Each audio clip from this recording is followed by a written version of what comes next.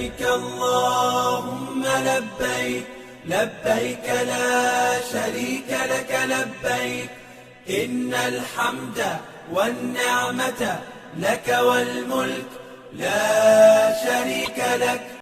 Assalamualaikum warahmatullahi wabarakatuh. Ya Ikhwan, kembali lagi bersama saya di Muhasabah Channel. Kali ini kita akan membahas tentang cerita singkat soal Isra Mi'raj yang dilakukan oleh Rasulullah Muhammad SAW. Peristiwa Isra Mi'raj merupakan dua peristiwa berbeda, namun karena dua peristiwa ini terjadi pada waktu yang bersamaan, maka disebutlah Isra Mi'raj. Dalam perjalanan bertemu Sang Pencipta, selain ditemani malaikat Jibril, Rasulullah SAW mengendarai buraq, yakni hewan putih panjang berbadan besar melebihi keledai dan bersayap.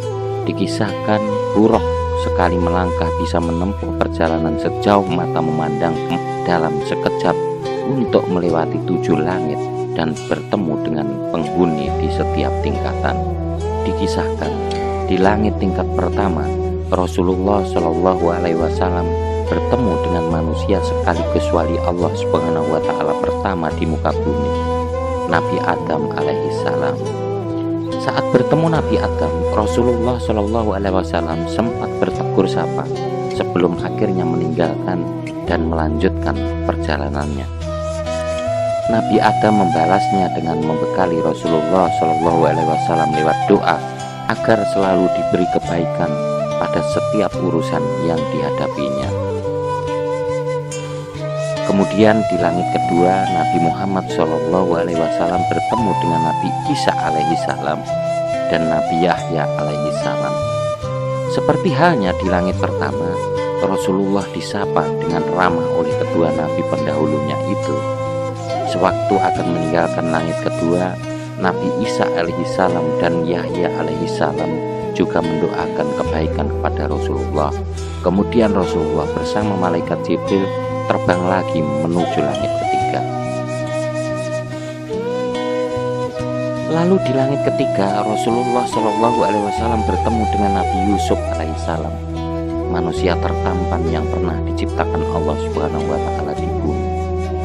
Dalam pertemuannya, Nabi Yusuf alaihissalam memberikan sebagian dari ketampanan wajahnya kepada Nabi Muhammad SAW, dan juga di akhir pertemuannya Nabi Yusuf alaihissalam memberikan doa kebaikan kepada Nabi terakhir itu. Setelah berpisah dengan Nabi Yusuf alaihissalam di langit ketiga, Nabi Muhammad melanjutkan perjalanannya dan sampailah dia ke langit keempat. Pada tingkat ini Rasulullah bertemu dengan Nabi Idris alaihissalam, yaitu manusia pertama yang mengenalkan tulisan dan Nabi yang berdakwah kepada Bani Qabil dan Memphis di Mesir untuk beriman pada Allah Subhanahu wa Ta'ala.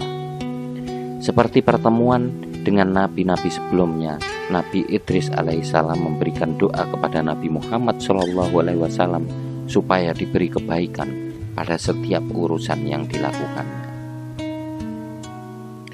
Selanjutnya di langit kelima, Nabi Muhammad SAW bertemu dengan Nabi Harun, yaitu Nabi yang mendampingi saudaranya Nabi Musa alaihissalam berdakwah, mengajak Raja Fir'aun yang menyebut dirinya Tuhan dan kaum Bani Israel untuk beriman kepada Allah Subhanahu wa Ta'ala. Harun terkenal sebagai Nabi yang memiliki kepandaian berbicara dan meyakinkan orang. Di langit kelima, Nabi Harun mendoakan Nabi Muhammad SAW agar senantiasa selalu mendapat kebaikan pada setiap perbuatannya.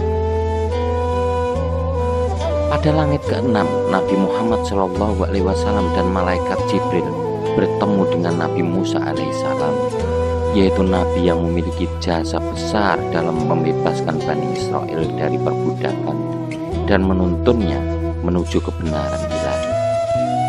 Selama bertemu dengan Muhammad SAW, Nabi Musa alaihissalam menyambut layaknya kedua sahabat lama yang tidak pernah bertemu. Sebelum Nabi Muhammad pamit meninggalkan langit keenam, Nabi Musa melepasnya dengan doa kebaikan.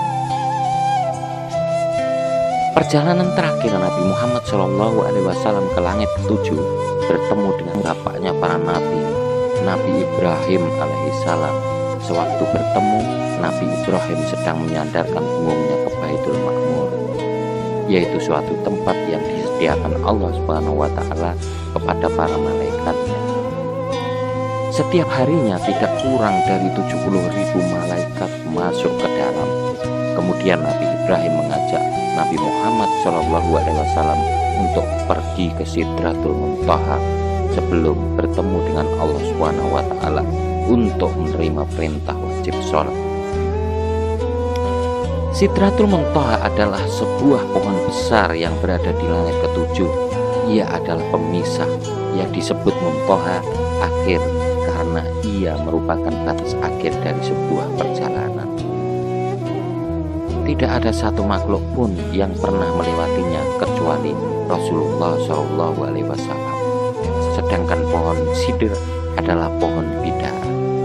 Masih dalam hadis yang sama, Rasulullah SAW menceritakan bentuk fisik dari Sidratul Muntaha, yaitu berdaun lebar seperti telinga gajah dan buahnya yang menyerupai tempayan besar. Namun ciri fisik Sidratul Muntaha berubah ketika Allah Subhanahu wa Ta'ala datang. Bahkan Nabi Muhammad SAW sendiri tidak bisa berkata-kata menggambarkan keindahan pohon Sidratul Muntaha.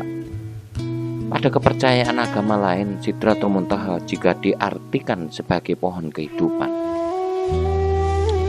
Di Sidratul Muntaha inilah Nabi Muhammad berdialog dengan Allah Subhanahu wa Ta'ala untuk menerima perintah wajib sholat 5 waktu dalam sehari. Perjalanan Rasulullah saat itu tidaklah mudah. Meskipun beliau dimuliakan oleh Allah Subhanahu wa Ta'ala, tetap saja Nabi Muhammad SAW dihadapkan dengan berbagai godaan. Godaan pertama ketika Nabi ditawari meminum khamr atau susu, namun Rasulullah lebih memilih susu. Selama perjalanan Nabi Muhammad SAW juga selalu diganggu dengan panggilan dari setan, iblis, dan perempuan penggoda. Ketika mencapai Sidratul Muntaha di langit ketujuh, maka perjalanan Nabi Muhammad SAW menerima perintah Allah Subhanahu wa Ta'ala telah berakhir. Perintah yang diterima Rasulullah saat itu yaitu berupa perintah sholat 50 waktu dalam sehari. Namun ketika menerimanya, Nabi Muhammad SAW diperingatkan oleh Nabi Musa alaihissalam untuk memperhatikan kemampuan umatnya. Menyadari hal itu membuat Nabi Muhammad SAW meminta keringanan pada Allah Subhanahu wa Ta'ala, sehingga perintah sholat diringankan menjadi 5 waktu dalam sehari. Sejak saat itulah umat muslim harus melakukan sholat wajib. Umat muslim harus melakukan sholat wajib 5 waktu, yaitu sholat subuh, zuhur, asar, maghrib, dan isya.